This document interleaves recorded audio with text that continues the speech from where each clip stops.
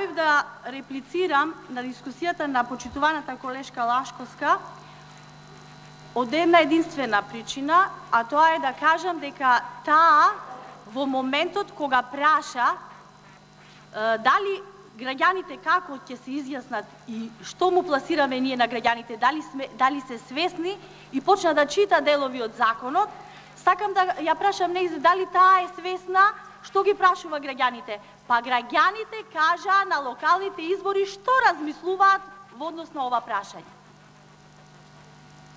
Прекинавме со дискусија по однос на оваа точка и беа локалните. Ви кажаа граѓаните, во огромно мнозинство ви кажаа што мислат. По однос на тоа како вие дискутирате и како ја водите оваа дискусија. Но за пошироката јавност сакам само да подсетам. Овој закон за јазиците, бидејќи е во прво читање, се носи по нормална постапка. Значи, во овој момент, по оваа точка, ние, колеги, треба да расправаме и да утврдиме дали има потреба од донесување на таков закон. Материјалната расправа ќе следува во неговото второ читање. Ќе има и нормално комисиски расправи.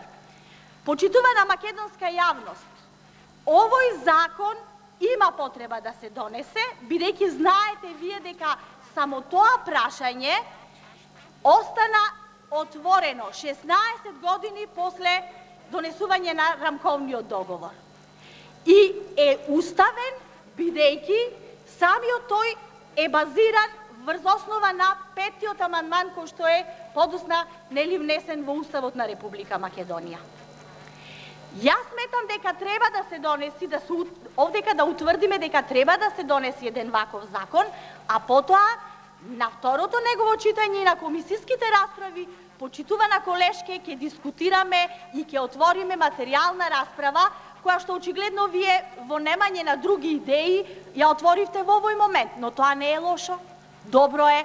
Слушнаа граѓаните, ќе дискутираме, ќе имаме јавна расправа, ќе дискутираме и ние. И ние ќе имаме свое објаснување на делот кога ќе стане збор за материјална расправа по однос на овој закон. Само да кажам уште една работа и завршувам. Македонскиот јазик во ниту еден момент не е загрозен со донесување на овој закон на јазиците. Неговата употреба е утврдена уште во 1998 година со Законот за употреба на македонскиот јазик.